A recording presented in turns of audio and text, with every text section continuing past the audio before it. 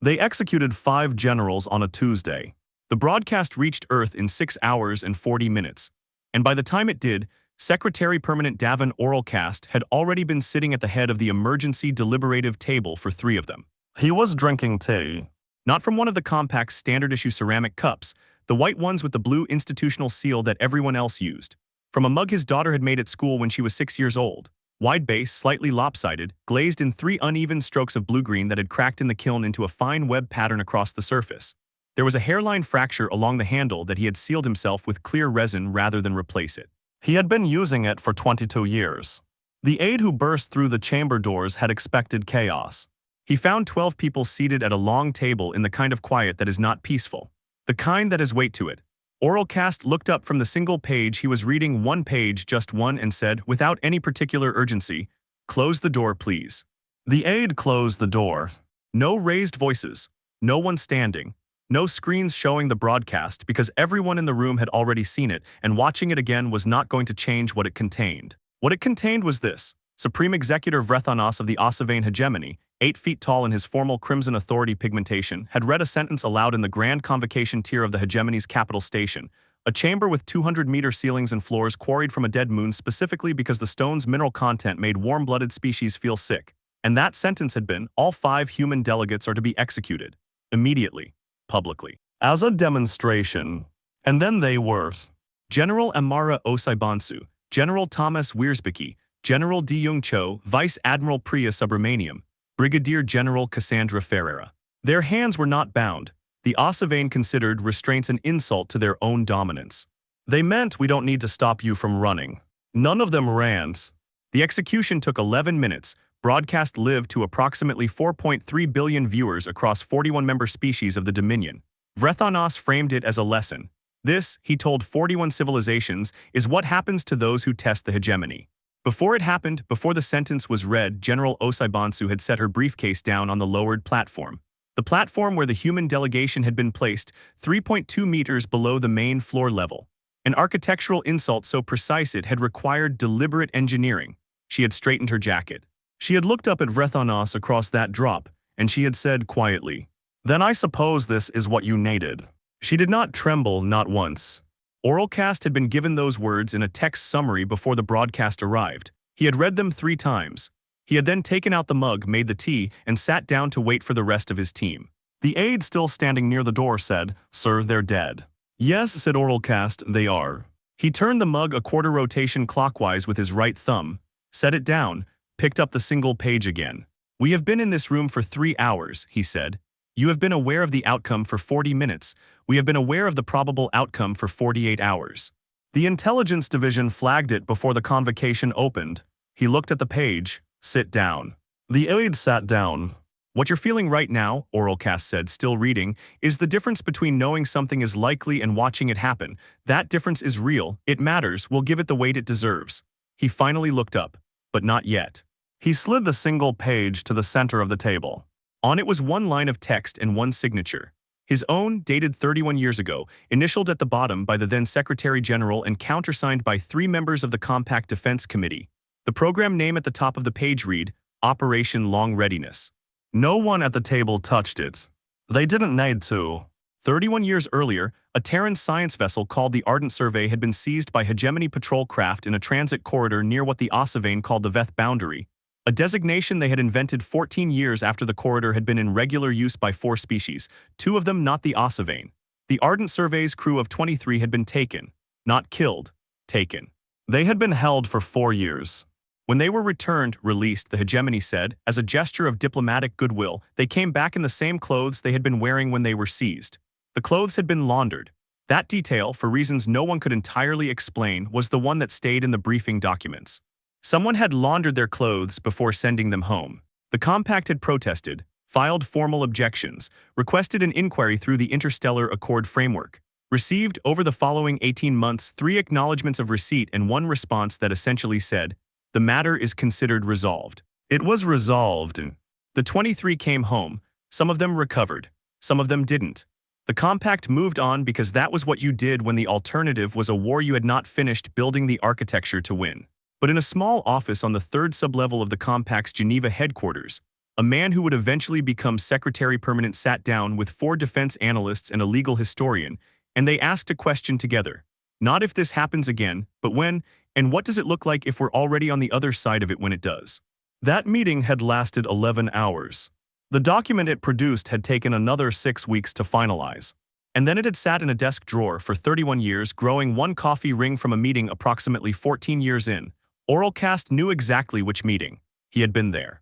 The operational team assembled in the emergency deliberative within 14 hours of the execution broadcast.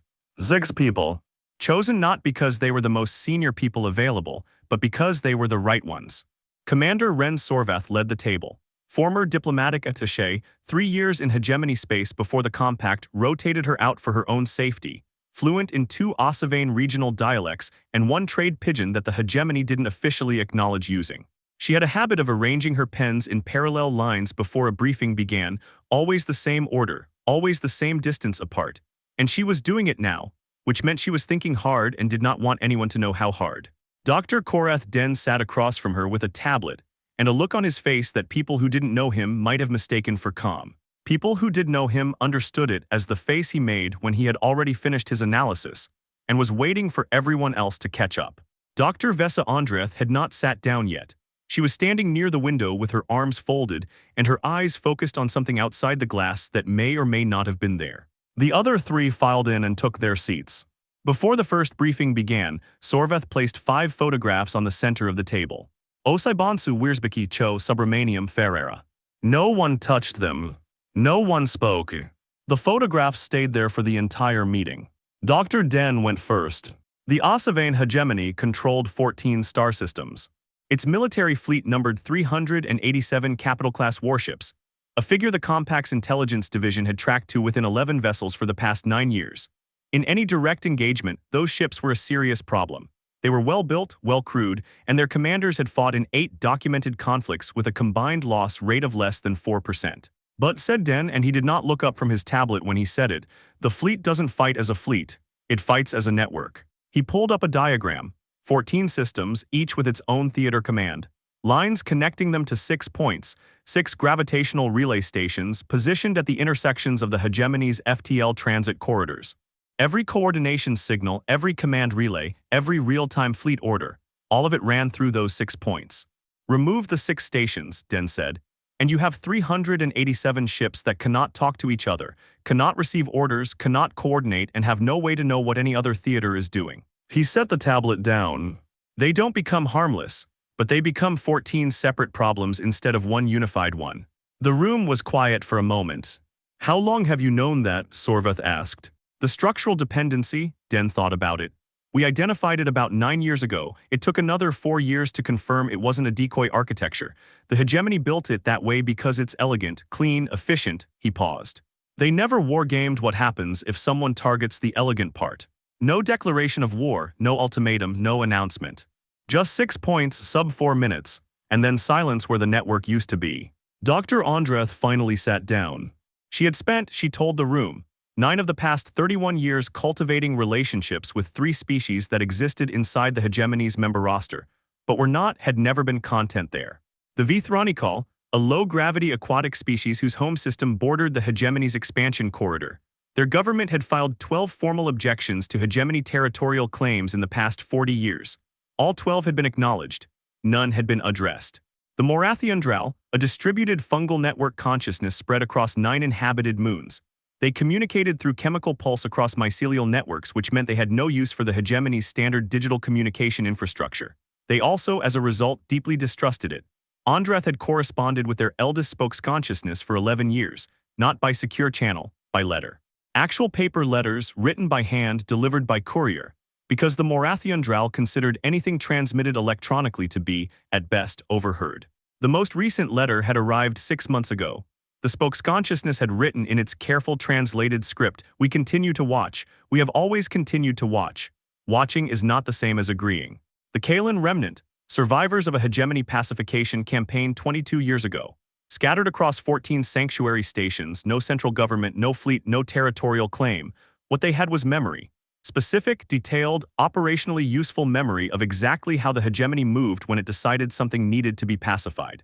I didn't recruit them, Andrath said. She was looking at the photographs in the center of the table. I never asked them to fight. I asked them questions and I listened to the answers and I made sure they knew they were being listened to. She looked up. Within 36 hours of the broadcast, all three signaled their consent to stand aside from hegemony fleet orders in their respective theater corridors. Not to fight. Not to declare. Just to not be where the hegemony needed them to be. 3 gaps in 14 systems. 3 corridors that would be clear when the time came. There's something else, Sorveth said. She wasn't looking at her pens anymore. Ambassador Yarelveth has been at the Compact Embassy for 7 years. She's Vithronikal. 130 years old, which I'm told is middle-aged for her species. She's read, and I mean actually read, cover to cover, every major human history archive she could get access to in those 7 years, with particular attention to the 20th century.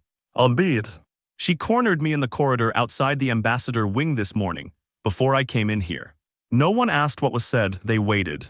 She asked if there was any version of this where we stopped, Sorveth said. The room was very still. I told her we'd been stopping for 31 years, that they ended that 3 days ago. Sorveth looked at the photographs. She didn't leave. She said she wanted to stay to see it, and to be able to say afterward what she saw. She picked up one of her pens, set it down again slightly out of line with the others, left it there. I told her yes. The 23 stealth vessels had been built across 31 years. Not quickly, not in a rush of grief after the Ardent Survey seizure when the impulse would have been to build fast and angry. Slowly, deliberately. With the kind of patience that does not look like patience from the outside, because from the outside it looks like nothing at all. None of them were registered in any treaty disclosure document. None of them had ever appeared on a compact manifest that left the 3 facilities where they were built. They had been test-fired twice, in deep space corridors chosen for the absence of any relay infrastructure that could have detected the signature. The hulls were coated in a composite developed by a materials team that officially worked on atmospheric reentry shielding. They had been holding drift positions around all 6 gravitational relay stations for 11 days. Waiting. No engines running, no active sensors. Just position and patience, and the knowledge that the word to move had been drafted 31 years ago and was sitting in a desk drawer with a coffee ring on it, waiting to be used. The 31 fleet groups, assembled over years, positioned at the edge of hegemony space in corridors that the Vithronikal, Morathiandral, and Kalen remnant had just agreed to leave clear, were ready. They had been ready for a long time. The operation is already built, Sorveth said near the end of the briefing. We are not designing anything tonight, we are deciding whether to use what we already have. She looked at Orell-Kast. He had been quiet for most of the meeting, he had listened. He had turned the mug in his hands twice, not drinking, just holding. And he had watched the photographs in the center of the table with the kind of attention you give to something you are not going to look away from. There will be a transmission, he said, before the operation begins, 11 seconds before. To Vrethanas, Sorveth said it was not a question. Personal channel, 4 words. He set the mug down, her words back to him, he looked at the photographs. He should know what he started, and he should know it before the first station goes dark so he has time to understand what those 4 words mean. No one objected. No one asked which 4 words, everyone in the room already knew. Outside the chamber, the station hummed in the way that stations hum when systems are running correctly, a low, steady, almost organic sound that most people stopped noticing after their first week on board. Orell-Kast had been on Thesson Station for 9 years. He had stopped noticing it in his first month. He noticed it now. He picked up the mug, turned it once more slow, the hairline crack catching the light from the ceiling panels, thin, institutional light, the kind that does not flatter anything but shows everything clearly. He thought about a woman in dress uniform standing on a platform 3.2 meters below the people who had summoned her, who had straightened her jacket and looked up and said what she said without trembling. He thought about 23 people whose clothes had been laundered before they were sent home. He thought about an 11-hour meeting in a small office on a sublevel of a building that no longer existed, and a question asked by 5 people who understood that readiness and revenge were not the same thing, and that only one of them was worth building. He set the mug down. Send the message, he said, 11 seconds. Sorveth nodded once. She picked up her pens, arranged them back into parallel lines all the same distance apart. The slightly out-of-line one returned to its place. Then she opened her console. Then she began. 9 days. That was how long it took. Not 9 days of fighting. Not 9 days of fire, of counteroffensives, of Ossivane captains rallying their crews to some last defiant stand. 9 days of silence, spreading outward from 6 points in space where relay stations used to be, and the slow, sequential arrival of documents that said, "We surrender, this theater, this fleet group, this command." One at a time. Vrethanos received the first confirmation 11 minutes after the operation began. He had received the transmission 4 words long 11 seconds before the operation began on his personal command channel. In the voice register, his own communication system flagged as high priority personal. He would have read it on the small secondary screen mounted to the left of his command chair, the one reserved for personal traffic, not fleet command, not official hegemony business. The one that had never, in 14 formal demonstrations, ever carried anything surprising. 4 words, her words, back to him. Then the first station went dark. Then the second. By the time the third went dark, he had no way to reach 14 theater commands that were already, without knowing it yet, alone. Davan Orell-Kast was not in the emergency deliberative when the operation ran. He was in his office. The small one, not the ceremonial one, the one with the actual desk, the one that had file folders on it and a lamp that was slightly too warm and a window that looked out onto the station's interior concourse. He had sent everyone else home, or close to home, or to whatever quiet room they needed. He sat at the desk. The mug was in front of him. He was not drinking from it. He had not made tea. He had just set it there in the middle of the desk blotter, the way you set something down when you want to know where it is. The hairline crack along the handle faced him. The web pattern of the glaze, that fine net of tiny lines where the color had fired too hot, caught the lamp light. He did not watch the operation. There was nothing to watch. That was how it had been designed. No cameras, no signal, no broadcast. The Ossivane had put on a show for 4.3 billion viewers. This was not a show. The first theater command surrender came through at hour 6. A form, standard treaty protocol surrender declaration in exactly the format the Accord framework required, signed by the theater command captain. No additional text, no request for terms, no demand for the opposing commander's identity.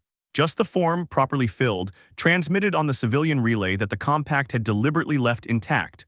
The one civilian relay out of 7 that they had chosen not to strike, because striking it would have been excessive. The aide who brought it to Orell-Kast did not say anything when he handed it over.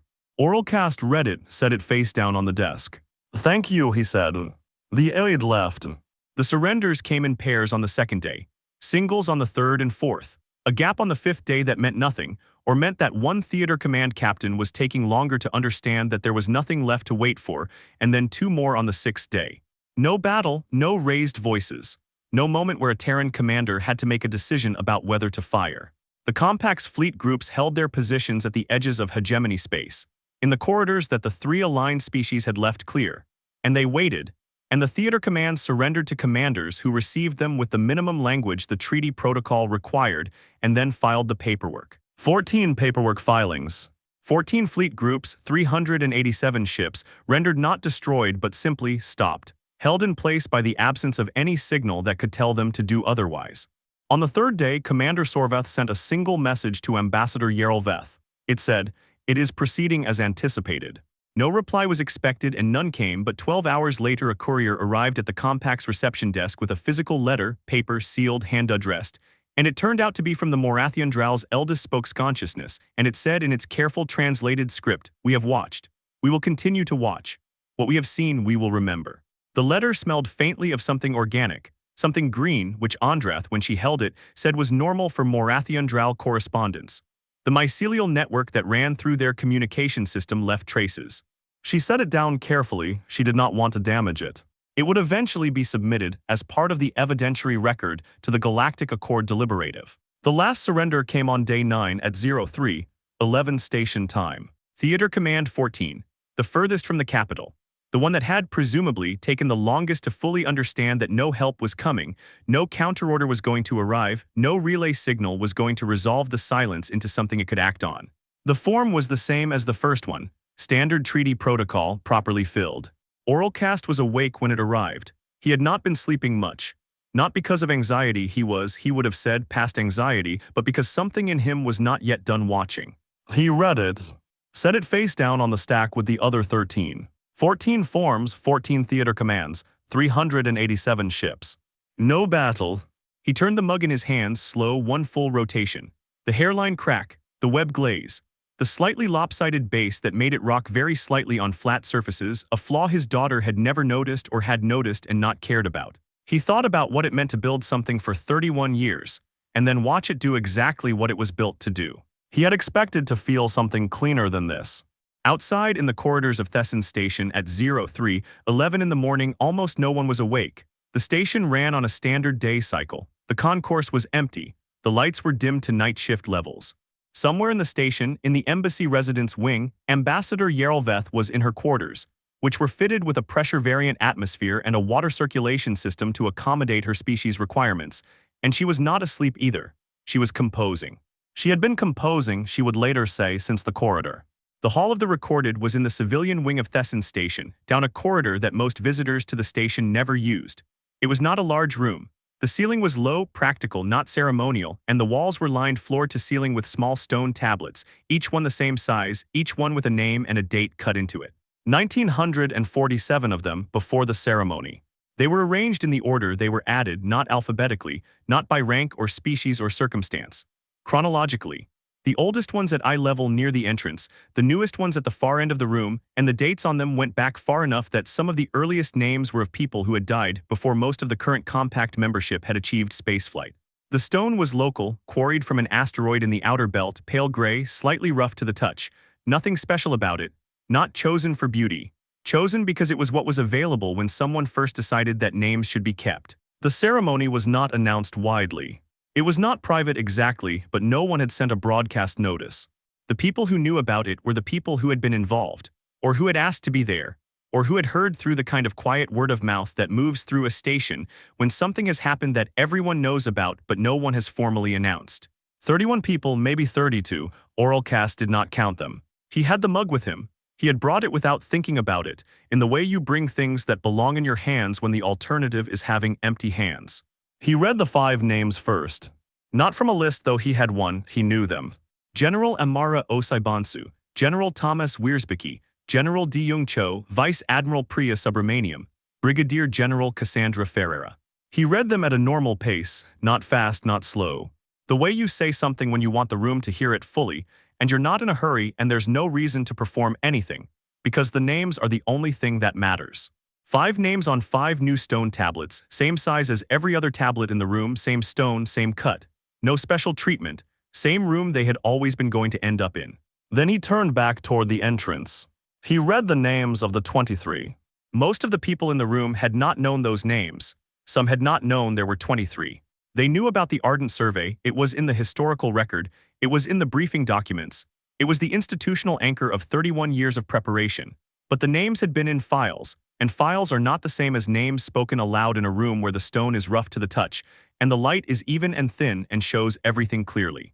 He read all 23. The room did not move. Near the back, slightly apart from the other attendees, Ambassador Orell-Kast stood in her buoyancy harness. She had come without an escort, without an aide, which was unusual for diplomatic protocol but which no one had mentioned. The harness made its faint rhythmic sound, the soft, repetitive click of the pressure compensator cycling, which her species required in standard atmospheric conditions. It was the only sound in the room while he read, besides his voice. She stood through all of it, all 23 names, all 5 names. She did not move, she did not look at the floor or the walls, she watched Orell-Kast. She did not speak during the ceremony. After the room shifted, the way rooms do when a formal thing has ended and people aren't sure whether to stay or go or speak, the 31 people moved in small clusters toward the walls and toward the exit. Low voices. Someone put a hand on someone else's shoulder. Orell-Kast did not leave. She made her way toward Orell-Kast through the room, moving slowly in the way her species moved in standard gravity, steady and deliberate. Her eye clusters, translucent, four-faceted, taking in more of the light spectrum than human eyes, caught the room's thin institutional light and held it. She stopped a few feet from him. She said, "What do you hope follows from this?" Not a difficult question, not an aggressive one. The kind of question that requires an answer that is true or there's no point in giving one. Orell-Kast looked at her. He picked up the mug. He took one slow sip, set it down on the ledge behind him, one of the shallow stone ledges built into the walls of the hall for flowers or water or whatever someone needed to set down while they were here. The hairline crack caught the light. The thin, even light of a room built to hold names. He set it down gently, the way you set something down when you know exactly what it weighs, and it is heavier than you expected, and you are glad you held it. "I hope," he said, "that whoever watches this next understands what it means when we say it quietly." He did not raise his voice. "It doesn't mean we're glad. It means we were finished preparing long before you made us begin." Orell-Kast looked at him for a long moment. 130 years old. She had read, in those 7 years at the Compact, every human archive she could access about every century humans themselves had defined as their worst. She had read about what humans built out of grief. She had read about what they built out of patience. She had read about the difference, as humans themselves described it, between the two. She nodded once. She turned and walked toward the exit. At the door she paused, not looking back, just pausing, the way you pause when something has settled into its final place and you want to carry it correctly. Then she left. Orell-Kast stood in the hall of the recorded for a while after everyone else had gone. 1,952 names on the walls now. The 5 new ones at the far end, still sharp-cut, the stone not yet worn smooth at the edges the way the older ones were. He did not read any more names. He looked at the mug. He picked it up. The hairline crack ran from the base of the handle to the upper rim, sealed with clear resin, barely visible unless the light caught it right. His daughter had been 6 when she made it. She was 28 now and lived in a city in Portugal and called him on Sundays and did not know the mug was here. He held it for a moment. Then he set it back down on the stone ledge, in the thin light among the names.